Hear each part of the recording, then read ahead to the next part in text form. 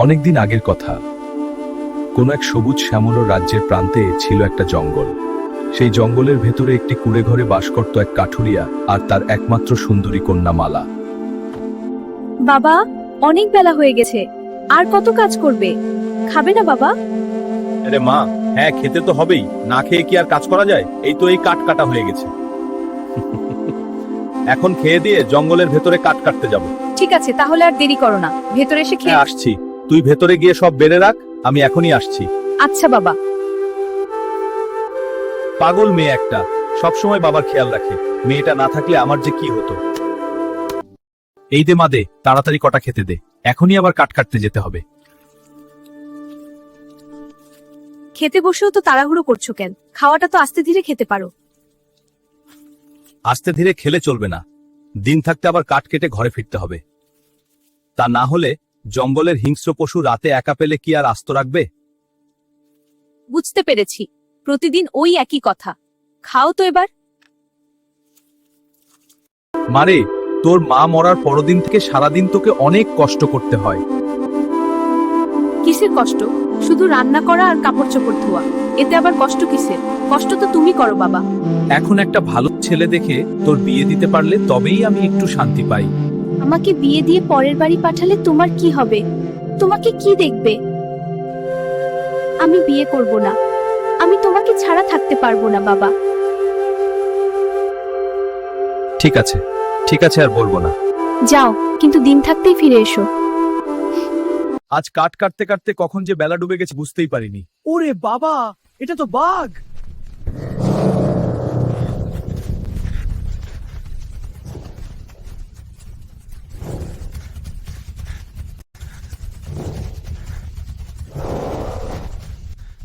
ওরে বাবা, কোনো মতে জানটা হাতে নিয়ে পালিয়ে এসেছি, কিন্তু এত রাতে কোথায় যাই?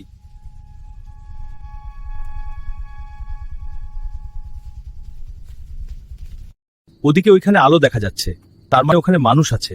ওখানে গেলে কাউকে না কাউকে পেয়েই যাব। এ তো দেখছি পরিত্যক্ত রাজমহল, তার মানে এখানে কোনো রাজা থাকে না, শুধু এই সাধু বাবা থাকে। হ্যাঁ, শুধু আমি এখানে থাকি। কিন্তু তুই এখানে এসেছিস কেন?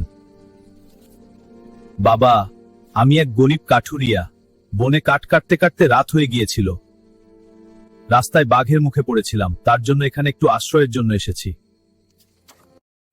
ঠিক আছে, তুই এখানে থাকতে পারিস, কিন্তু একটা শর্ত আছে। কি শর্ত বাবা? কাল বাড়িতে গিয়ে প্রথমে যা দেখবি সেটা আমাকে দিয়ে যাবি, মনে রাখবে। আমার বাড়িতে গিয়ে আর কি দেখব? হয়তো আমার ভাঙ্গা কুড়ে ঘর, আর না হয় পড়ে থাকা পাথর। সাধু বাবা নিলে নেবে। ঠিক আছে সাধু বাবা, আমি আপনার শর্তে রাজি, তবু আজকের রাতটা আমাকে এখানে থাকতে দিন। ঠিক আছে, ভেতরে চল, তোর থাকা খাওয়ার ব্যবস্থা করছি। কাল বাড়িতে গিয়ে প্রথমে যা দেখবি সেটাই আমাকে দিয়ে যাবে, তা না হলে সেই জিনিস অভিশপ্ত হয়ে যাবে।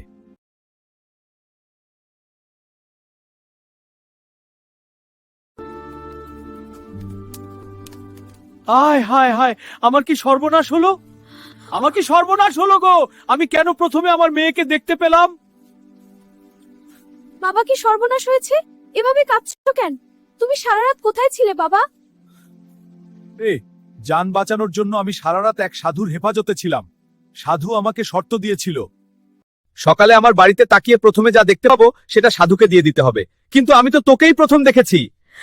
না বাবা, তুমি যখন কথা দিয়েছো আমাকে তো যেতেই হবে। চলো এক্ষুনি ওই সাধুর কাছে চলো। কিন্তু মা, কিন্তু নয়। তিনি যদি সত্যিকারের সাধু হয়ে থাকেন তাহলে সে কোনোদিন আমার ক্ষতি করবে না। চলো বাবা। তোমার রূপের তুলনা হয় না। তোমাকে যদি কোনো রাজকুমার দেখে তাহলে পৃথিবীর যে রাজ্যেই হোক তোমাকে পাওয়ার চেষ্টা করবে। এবার তোমার রূপের সাথে তোমার বুদ্ধির পরীক্ষা দিতে হবে। আমার প্রথম প্রশ্ন, এই বিশাল পৃথিবীতে সবচেয়ে মূল্যবান জিনিস কি? সময়। সময় হলো সবচেয়ে বেশি মূল্যবান, যা একবার চলে গেলে আর ফিরে আসে না। বাহ, তোমার উত্তরটি সঠিক হয়েছে। এবার দ্বিতীয় প্রশ্ন, সবচাইতে শক্তিশালী কোন জিনিস? ভালোবাসা, কারণ ভালোবাসা ঘৃণা আর বিদ্বেষকে জয় করতে পারে। এবার শেষ প্রশ্ন, কোন জিনিস মানুষকে সুখ ও তৃপ্তি দেয়? অন্যের মুখে হাসি ফোটানো, কারণ অন্যের মুখে হাসি ফুটিয়ে যে সুখ আর তৃপ্তি পাওয়া যায় তা অন্য কিছুতেই পাওয়া যায় না।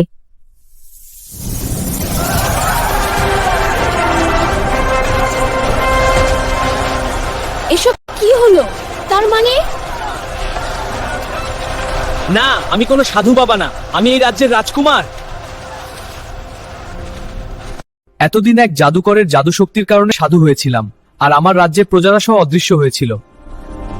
তোমার 3টি সঠিক উত্তরের কারণে আমরা সেই জাদু শক্তি থেকে মুক্তি পেয়েছি। তুমি প্রমাণ করে দিয়েছো তুমি শুধু অপরূপ সুন্দরী না, তার সাথে অধিক জ্ঞানী। তুমি চাইলে আমার রানী হয়ে থাকতে পারো। না রাজকুমার, আপনি হলেন এই রাজ্যের রাজকুমার, আর আমার মেয়ে হলো সামান্য কাঠুরিয়ার মেয়ে। আপনার সাথে আমাদের কি যায়? এ কি বলছেন আপনি? আপনার মেয়ের মধ্যে যে গুণ আছে তা হয়তো অনেক রাজকুমারীর মধ্যেও নেই। আমার কাছে কোনো ধনী গরিবের ভেদাভেদ নেই। তাছাড়া আপনার মেয়ের জন্যই আমরা মুক্ত হতে পেরেছি।